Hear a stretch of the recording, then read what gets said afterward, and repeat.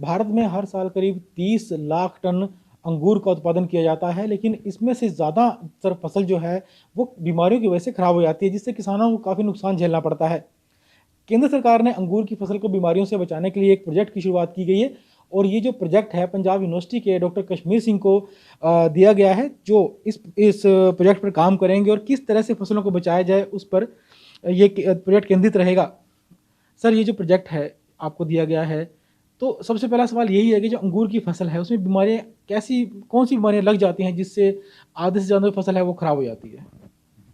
देखिए, इंडिया इस टाइम जो है वो वर्ल्ड में 10th प्लेस पे है in terms of production of जो हमारे ग्रेप्स हैं, अंगूर। तो जैसे आपने बोला कि 3 मिलियन टन हमारे यहाँ प्रोडक्शन होती है, तो फंजीसाइड स्प्रे करते हैं हम लोग। अगर वो स्प्रे नहीं करते तो 50 से 70% जो हमारी क्रॉप है वो ख़राब हो जाएगी। बट क्योंकि फंजीसाइड जो है वो हेल्थ के लिए बहुत डेंजरस हैं, so we are trying to develop the varieties जो अपने आप रेजिस्टेंट हो, उनके अंदर आए। इंडिया में मेनली जो है दो बीमारियां लगती हैं। एक उसको बोलते हैं एक पाउडरी मिल्ड्यू, एक डाउनी मिल्ड्यू। पाउडरी में क्या है, सफ़ेद सफ़ेद फंगस है, जैसे हम जिसको उल्ली बोलते हैं पंजाबी में। तो फंगस लग जाती है अंगूर के ऊपर, वो उसके ऊपर वाइट वाइट पाउडर उसके ऊपर बन जाता है। पहले पत्तों पे आता है, अगर अंगूर के गुच्छे लगे हैं तो उन पे भी आ जाता है। ठीक है, ये जो डिज़ीज़ है ये मेनली नॉर्दर्न इंडिया में लगती है, पंजाब और आस पास के रीजन में। और एक है डाउनी मिल्ड्यू। डाउनी मिल्ड्यू में क्या है कि पत्ते में काले काले स्पॉट्स आ जाते हैं, पीले पड़ने शुरू हो जाते हैं, ग्रोथ जो है उसकी स्लो हो जाती है। सेम जो उसके फ्रूट्स आते हैं उन पे शुरू हो जाता है।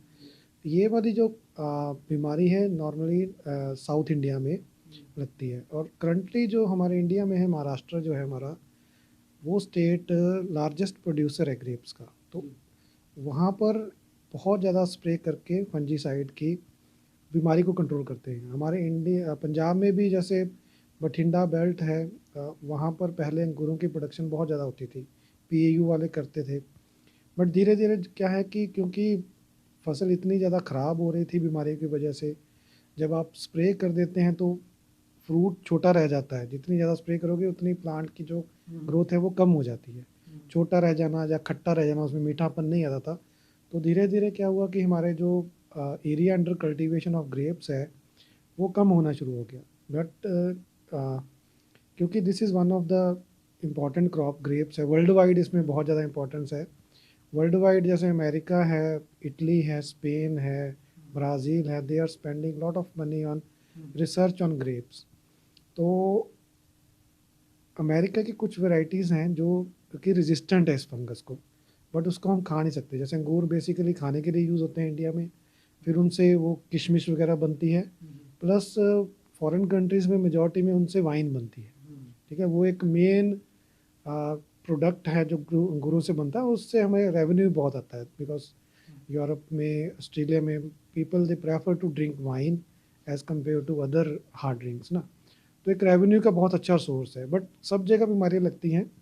तो हमारे इंडिया में भी हम लोग ऑलमोस्ट, एक हमें इससे पहले भी गवर्नमेंट ऑफ इंडिया की तरफ से प्रोजेक्ट मिला था, तो उसमें भी हमने कुछ जीन्स आइडेंटिफाई किए हैं जो हमारे डीएनए में, जैसे हमारे की बॉडी में डीएनए होता है, तो अंगूर का हमने डीएनए ढूंढ के उसमें से कुछ जीन्स आइडेंटिफाई किए हैं जो अमेरिकन वैरायटीज़ हमारे में सिमिलर हैं, तो हम उनको ज़्यादा एक्सप्रेस करके ट्राई कर रहे हैं सर, एक उसके। बड़ा सवाल ये उठता है कि जैसे रिसर्च की जाती है, अब फल के ऊपर आपने रिसर्च करनी है, कितना समय इसमें लग जाएगा? क्योंकि आपको जो फेरबदल करना है फसलों के जीन्स में वो करना है, फिर उसके बाद आपको उगाना है उसे, फल आने तक उसका इंतज़ार करना है कि बीमारी लगती है या नहीं लगती है, तो समय कितना लगेगा और जो प्रोसेस है रिसर्च का वो कैसा रहेगा?